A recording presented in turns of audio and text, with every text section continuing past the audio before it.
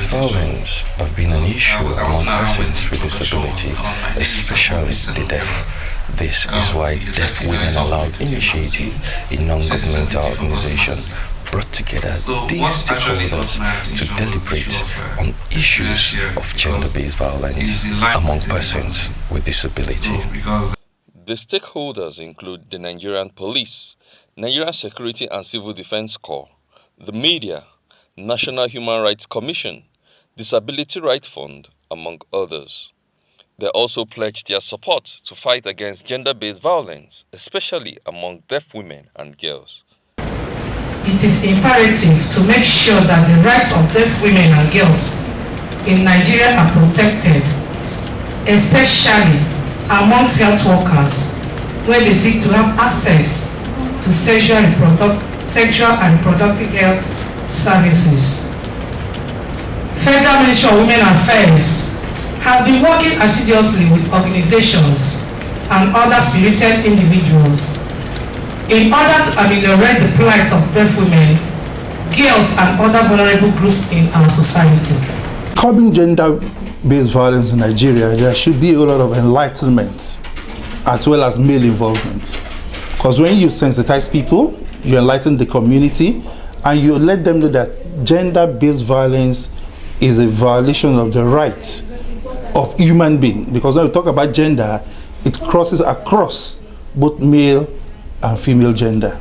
I know gender is about stereotyping, but however, it is the women that feel the brunt the most when we talk about gender-based violence.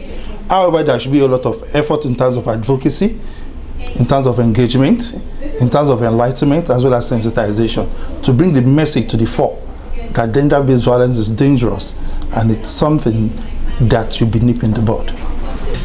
In 2019, the federal government passed into law the Disability Prohibition Act 2018, and Nigerian police has fallen in line.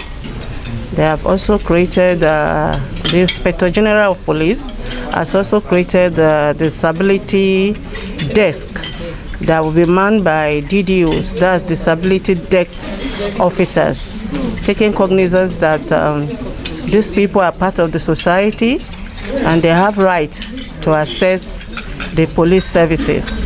So the Nigerian police has taken cognizance of that, and the leadership of Nigerian police is following suit after the passage by the federal government. The fight against gender-based violence is not complete without including women and girls with disabilities. So there is a need to always mainstream disability in all issues, all discussions going on gender, sexual and gender-based violence. Ensure that women and girls with disabilities, including deaf women and girls with disabilities with deafness, are also on the table when these conversations and decisions are made. Otherwise, we are fighting a battle that will never end. Executive Director, Deaf Women Aloud Initiative, Helen Alasebayoku, said gender-based violence is very common in the deaf community and the victims become stigmatized after the incident.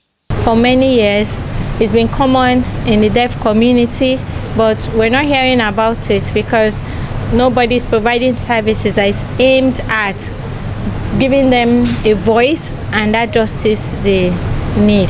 So we want complete inclusion of deaf women in accessing care, like key people like police, civil defense, human rights, and other activists to come together to solve this stigma that is going on in the society when it comes to accessing care. So we'll use, in our position, we'll use it to train deaf women to know how to access care, like those who are victims of rape and domestic violence. They need to know how that there is a law that is there for them to fight in their favor. And also, most of them don't know about the VAP Act that has been passed into law since 2015 that can punish offenders and give victims justice. So they're not aware of this, so we'll use this project to create awareness. And also, we'll also use our office to amplify the voice of deaf women to stakeholders so that they can include deaf women in their plan and implementation. So the project is tagged Advancing the Rights of Deaf Women and Girls. In another development, the executive director celebrated her birthday with some of the stakeholders and members of staff. Emmanuel Onu, News 24.